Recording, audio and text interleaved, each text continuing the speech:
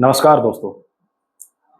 कभी आप लोगों ने सोचा है जो हम भोजन खाते हैं वो हमारा डाइजेस्ट कैसे होता है? हमें पोषक तत्व कहाँ से मिलते हैं? प्रोटीन कहाँ से मिलती है? विटामिन कहाँ से मिलती है? कैसे मिलती है? डाइजेशन कैसे होता है?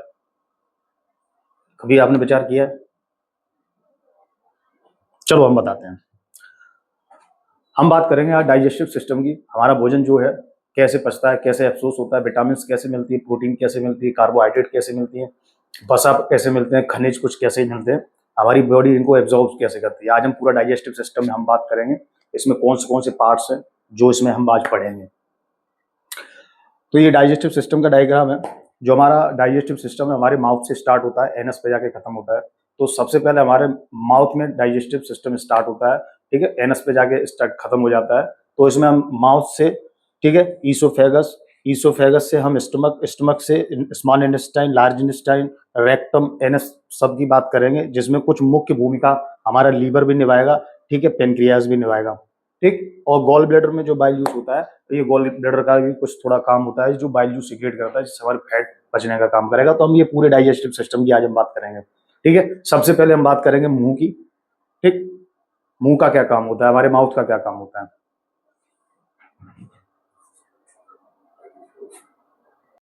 तो दोस्तों ये हमारी एलिमेंट्री कैनाल है, ठीक है, जिसमें हम ईसोफेगस, स्टमक, पेनक्रियाज, लीवर, ठीक है, small intestine, large intestine, mouth, ये सारी इन चीजों की हम बात करेंगे, ठीक है।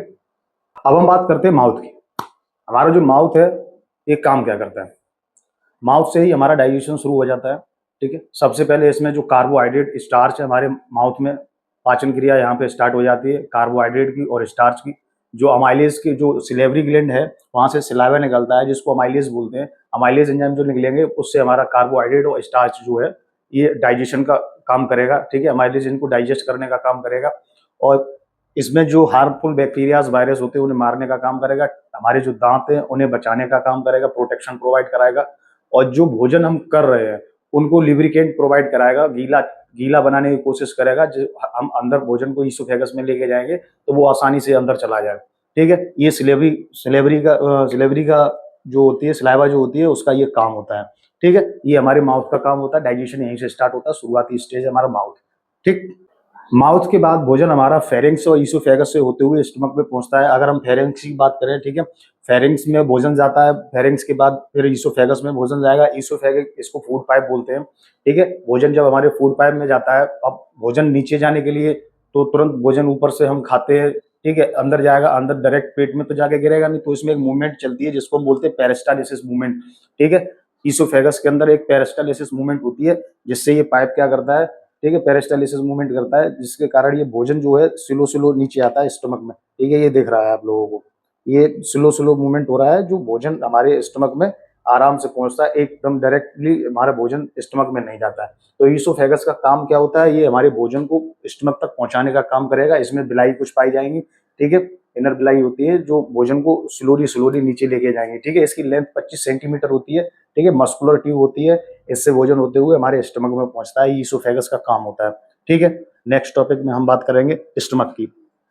अब हम बात करें स्टमक की। स्टमक क्या काम करता है, कौन से ये तत्वों को हमारे अफसोस करता है, हम उन चीजों की बात करेंगे स्टमक में, ठीक है। स्टमक जो है, ठीक है, ईसोफेगस से जो भोजन आया है स्टमक के अंदर, यहाँ पे ये जो इस द्वार होता है उसको हम बोलते हैं कार्डियक स्फिंक्टर, ठीक है।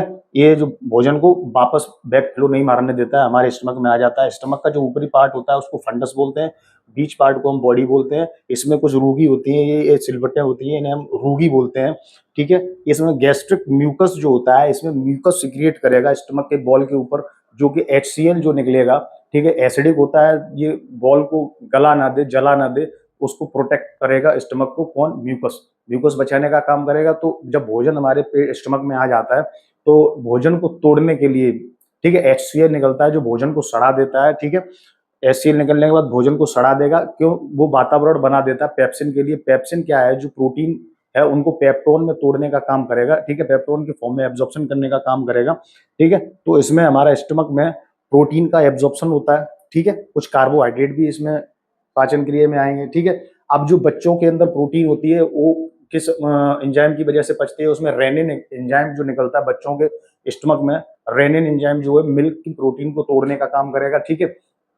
ये इसका डायग्राम है स्टमक का, ठीक है। जब स्टमक की जो डिडोनम में जाके जो खुलता जाके स्टमक, वहां पे जो द्वार लगा होता है, इसमें पाइलोरिक इंस्पेक्टर बोलते हैं, ठीक है। ये द्वार क्या करता है, भोजन को डिडोनम में उस तब भेजता है जब यहाँ पे प्रोटीन का अफसोस हो जाता है, जब भोजन सड़ जाता है, जो भोजन बच जाता है, जो नहीं अफसोस होता, उसको ये स्मॉल इंटेस्टाइन में भेजने का काम करेगा, ठीक है। स्टमक में क्या काम हो रहा है, हमारी प्रोटीन का पाचन करने का काम करेगा। इसमें पेप्सिन और रेनिन बच्चों के अंदर निकलता है जो प्रोटीन को पचाने का काम करेगा, ठीक है। म्यूकस जो निकलता है, HCl जो है, वो नुकसान न पहुंचाए स्टमक को, इसलिए म्यूकस प्रोटेक्ट करता है पूरी लेयर को। उसके बाद HCl निकलता है, क्योंकि एसिडिक होता है, पेट में छाले पड़ने की या पेट को जलने की कंडीशन से बचाने का काम करता है म्यूकस, ठीक है। इतना समझ में आया। अगर हम स्टमक की बात करें तो स्टमक में कैपेसिटी होती है 1.5 लीटर फूड को स्टोर कर सकता है। इसमें लमसम 1.5 लीटर फूड को स्टोरेज करने का काम करेगा स्टमक, ठीक है। स्टमक 1.5 लीटर भोजन को स्टोर कर लेगा, ठीक। अब हम बात करें लीवर की, ये लीवर का डायग्राम है, ठीक है। लीवर जो है हमारा डिटॉक्सिफिकेशन का काम करता है, ठीक है। हार्मफुल चीजें बाहर निकालने का काम करेगा हमारी बॉडी से, ठीक है। इसके अंदर बाइल जूस सीक्रेट होता है जो फैट को पचाने का काम करेगा, फैट को तोड़ने का काम करेगा, ठीक है। इसके अंदर गॉल ब्लैडर होता है, इसके जस्ट नीचे गॉल ब्लैडर होता है, जिससे इससे भी बाइल जूस सीक्रेट होता है जो स्मॉल इंटेस्टाइन में फैट को पचाने का काम करेगा, मदद करने की काम करेगा, ठीक है। स्टमक में भी थोड़ा बहुत भेज देता है बाइल जूस जो फैट पचाने का काम करेगा। बट ये इसमें अंदर ये पावर होती है, लीवर के अंदर एक पावर होती है जो रीजनरेट खुद को कर सकता है, अपने आप की खुद की सुरक्षा खुद कर सकता है, ठीक है। अगर ये लीवर खराब भी होता है थोड़ा बहुत, ये अपने आप को रिपेयर कर सकता है। ये हमारी बॉडी की सबसे बड़ी ग्लैंड है, ठीक है, लीवर।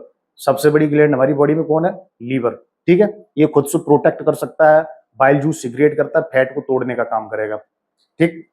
अब हम बात करेंगे पेनक्रियाज की, ठीक है। पेनक्रियाज जो है, ठीक, हमारी बॉडी में ये भी पाचन क्रिया में बहुत मदद करती है। ये फैट पचाने का काम करेगी, ठीक है, कुछ कार्बोहाइड्रेट पचाने का काम करेगी, ठीक है, कुछ फैट प्रोटीन पचाने का काम करेगी, ठीक है। इसमें भी एंजाइम निकलते हैं जो फैट, प्रोटीन और कार्बोहाइड्रेट पचाने का काम करेगा। पेनक्रियाज का भी हमारा रोल बहुत ज्यादा होता है डाइजेस्टिव सिस्टम का, ठीक है।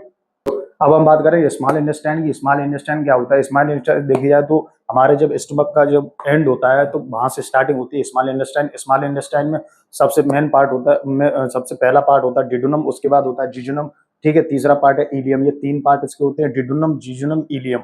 अब डिडोनम जो होता है सी शेप्ड का होता है, ठीक है। यहाँ पे भी बाइल जूस आता है गॉल ब्लैडर के थ्रू, जो यहाँ पे कुछ पचाने का काम करेगा, फैट पचाने का काम करेगा, ठीक है। जिजुनम जो है 2.5 मीटर लंबा होता है, ठीक। जिजुनम जो ये दिख रहा है ये 2.5 मीटर लंबा होता है। यहाँ ज्यादातर न्यूट्रिशन का एब्जॉर्प्शन होता है, ठीक है। न्यूट्रिशन जो है वो यहाँ पे एब्जॉर्ब सबसे ज्यादा करेगा। 2.5 मीटर की लंबाई होती है। इलियम की हम बात करते हैं, ठीक है। इलियम 3.5 मीटर लंबा होता है, ठीक है। यहाँ पे भी कुछ B12 विटामिन जो है और कुछ जो बच गए न्यूट्रिशंस उनका एब्जॉर्प्शन करने का काम करेगा इलियम, ठीक है। उसके बाद हम बात करेंगे लार्ज इंटेस्टाइन की। लार्ज इंटेस्टाइन में जो यहाँ पे भोजन जो एब्जॉर्ब नहीं हुआ है, जो नहीं पचा है, वो लार्ज इंटेस्टाइन में भेज दिया जाएगा। लार्ज इंटेस्टाइन में जाने के बाद लार्ज इंटेस्टाइन की बात करेंगे। लार्ज इंटेस्टाइन में जब स्मॉल इंटेस्टाइन का जो भोजन नहीं पचा हुआ, तो नहीं एब्जॉर्ब हुआ था, वो लार्ज इंटेस्टाइन में आ गया था। तो लार्ज इंटेस्टाइन में आने के बाद जो भोजन नहीं एब्जॉर्ब हुआ था वो यहाँ एब्जॉर्ब होने की कोशिश करेगा, ठीक है। यहाँ पे जो एब्जॉर्ब हो जाएगा पूरा का पूरा भोजन, उसके बाद ये भोजन रेक्टम के थ्रू रेक्टम से होते हुए एनस में जाके बाहर निकल जाएगा। जो अपच खाना होता है, जो पचा नहीं होता खाना, जो हमारी बॉडी के अंदर नहीं पचता है, वो बॉडी से बाहर कर दिया जाता है, ठीक है, एनस के थ्रू। इतनी बात समझ में आई। तो हमने बात करी डाइजेस्टिव सिस्टम की, जो स्टार्टिंग होती है माउथ से खत्म कहाँ होता है, एनस पे जाके। इसमें बहुत सारे पार्ट होते हैं, माउथ से स्टार्टिंग होती है, फिर फेरिंक्स, ईसोफेगस, स्टमक, ठीक है, लीवर, पेनक्रियाज, उसके बाद small intestine, large intestine, anus में जाके हमारी एंडिंग हो जाती है। तो माउथ से हमारा डाइजेस्टिव सिस्टम स्टार्ट हो जाता है, लार्ज इंटेस्टाइन तक ये एब्जॉर्प्शन का काम करेगा, ठीक है। ये डाइजेस्टिव सिस्टम का काम है। अगर हमारी ये वीडियो पसंद आई हो तो लाइक एंड सब्सक्राइब जरूर करिएगा, ठीक है। अगली वीडियो हम जल्द से भेजेंगे आपके पास।